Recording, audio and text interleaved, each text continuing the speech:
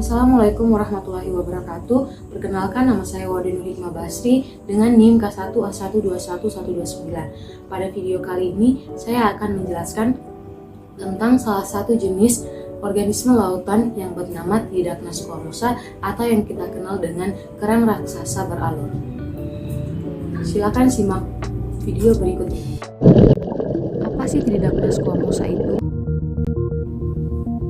Tridacna squamosa atau yang dikenal dengan kerang raksasa beralur atau kima bersisik adalah salah satu dari sejumlah spesies kerang besar yang berasal dari terumbu karang dangkal yang hampir tersebar di seluruh Pasifik Selatan dan Samudra Hindia.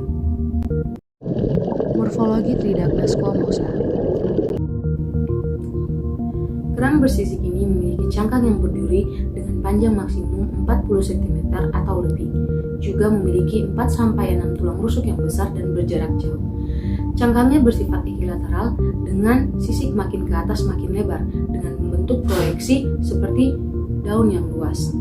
Memiliki mantel umumnya berbintik biru, ungu, coklat, dan hijau. Bagaimana habitat dan penyebarannya?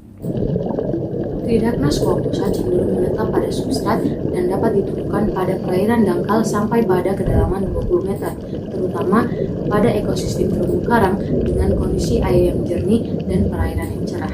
Untuk penyebarannya sendiri, dia tersebar hampir di seluruh Indo-Pasifik dan seluruh perairan pantai Indonesia.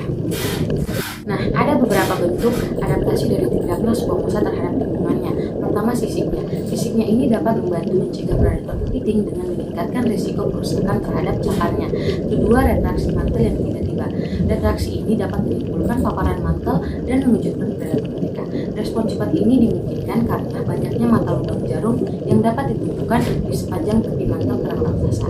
Ketiga adalah mantel color atau mantelnya yang berwarna. Nah, berwarnanya ini memungkinkan pencocokan latar belakang yang dapat mengurangi frekuensi dari serangan predator secara visual.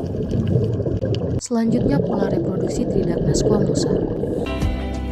Nah, kerang umumnya bersifat proton-rous protodip, artinya setiap individu kerang akan dilengkapi oleh sel-sel telur dan sperma yang mana pemijahannya didahului oleh pengeluaran sperma, kemudian baru diikuti oleh pelepasan sel-sel telur yang akan menyebar terbawa oleh arus.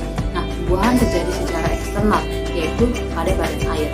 Telur-telur dari seekor induk kerang akan dituai oleh sperma dari kerang lainnya.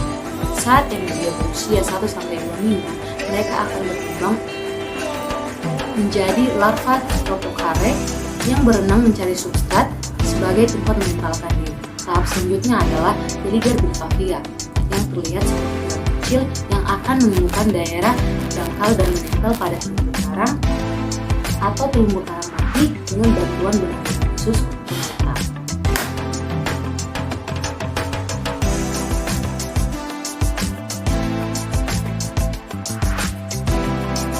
Manfaat ekonomi.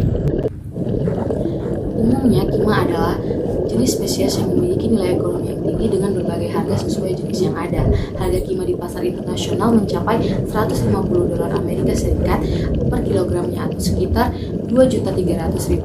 Untuk jenis Tridacna squamosa sendiri yang berukuran 7,5 cm dibanderol dengan harga $55 per ekornya atau sekitar Rp837.000.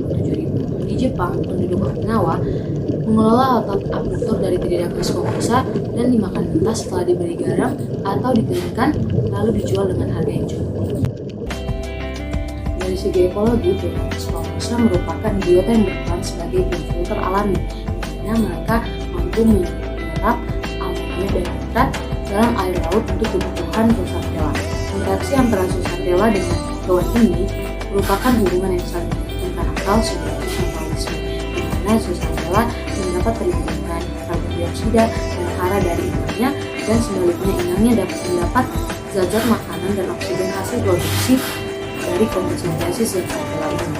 Semakin tinggi laju fotosintesis pada perairan akan berdampak pada makin besarnya kontribusi yang akan diberikan kepada inangnya.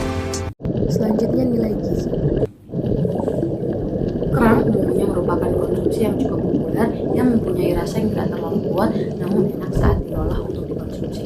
Nah, dari Tridacna squamosa sendiri yang dipakai adalah otot aduktornya, di mana diolah dengan garam dan dapat dimakan mentah ataupun dikeringkan lalu dikonsumsi.